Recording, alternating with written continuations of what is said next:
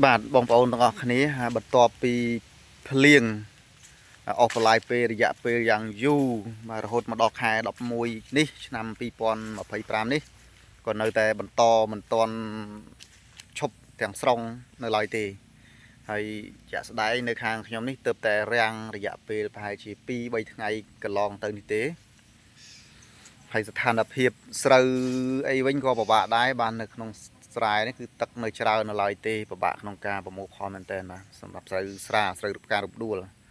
ហើយនេះបងប្អូនជាក់ស្ដែងនៅចំការកស៊ូរបស់ខ្ញុំទឹកមិនទាន់រីងទាំងអស់នៅឡើយទេបាទនៅតាមកន្លុកជ្រៅខ្លះគឺនៅមានទឹកដក់នៅឡើយទេ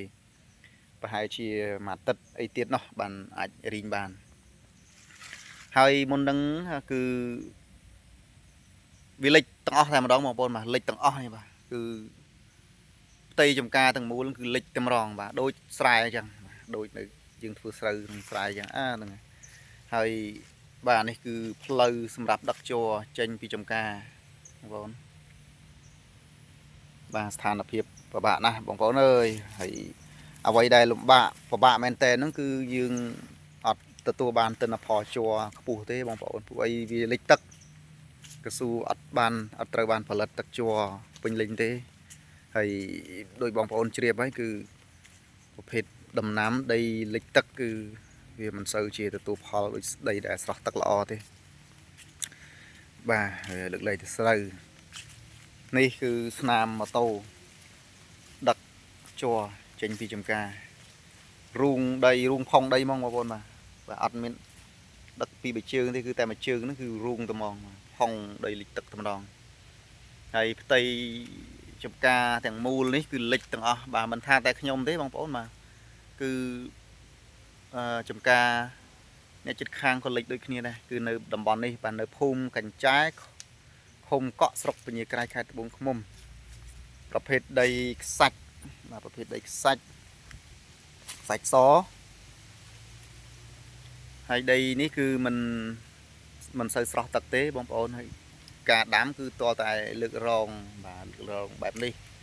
ទឹកនៅក្នុងចង្អូរនេះទៅហើយយើងដាំកស៊ូនៅលើរងទៅបាទចេះតែខំប្រឹងប្រែងទៅបងប្អូនបើទោះបីជាលំបាកលំបិនខ្ចីបុលធនាគារយ៉ាងម៉េចក៏ត្រូវតែទៅហើយបាទបើយើងដាំកស៊ូទៅព្រោះអីស្រូវដូចជាមិនទៀងទាត់ទេ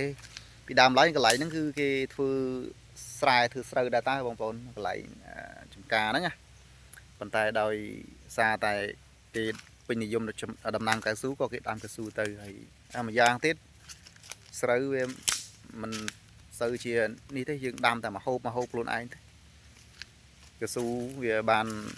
ទិន្នផលច្រើនជាងហើយស្រូវដូចឆ្នាំនេះគឺថោកអស់យ៉ាងហើយបងប្អូនបាទអ្នកធ្វើស្រែធ្វើស្រូវហ្នឹងគឺបាទវេទនាមែនតើមកឆ្នាំនេះពិបាកដែលទិន្នផលស្រូវធ្លាក់ចុះខ្លាំងហើយពិបាកបបោផលដោយសារអាកាសធាតុទៀតបាទដល់អញ្ចឹងគឺគាត់ខាត់បងខ្លាំងមែនតើបាទការបង្កើនអស់លុយច្រើនហើយការប្រមូលផលក៏ប្រើប្រាស់លុយច្រើនទៀតព្រោះម៉ាស៊ីនគេក៏យកថ្លៃដែរអាស្រូវលិចទឹកចេះបាទអញ្ចឹងងាកមកដំណាំកស៊ូនេះវិញបងប្អូនបាទសម្រាប់ម្ចាស់កស៊ូទាំងអស់ឥឡូវខែនេះថ្ងៃនេះថ្ងៃទី10ប្រហែលទេនេះ14 15ហើយធ្លាក់ខ្យល់ហើយបាទហើយចាប់ផ្ដើមដូចជាចង់រុះស្លឹកហាហើយកស៊ូខែ11ពាក់កណ្ដាលខែទៅហើយបាទខែ12ខែ1អីហ្នឹងគឺទៅហើយ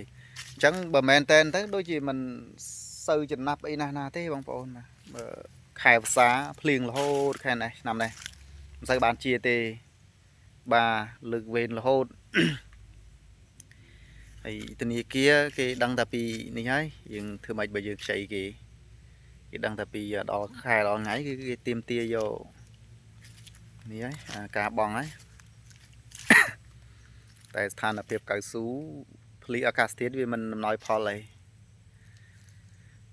នឹងធ្វើម៉េចទេយើងជីវិតហើយក៏មិនអាចបន្ទោសអាកាសធាតុបានដែរ តែសុំឲ្យតែ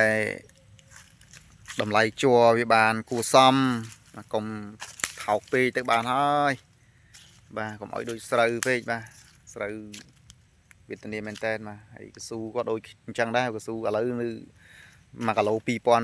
2006ឬក៏2007អីទេសម្រាប់នៅខាងខ្ញុំប៉ុន្តែជួរគេច្រើនគេលក់ទៅគេមានម៉ួយគេដុំអញ្ចឹងទៅគេអាចលក់បាន1គីឡូ2007 2008អីចឹងទៅឬក៏ទៅ3000អីចឹងទៅតាមការឡើងចុះរបស់ឈ្មួញអ្នកទិញ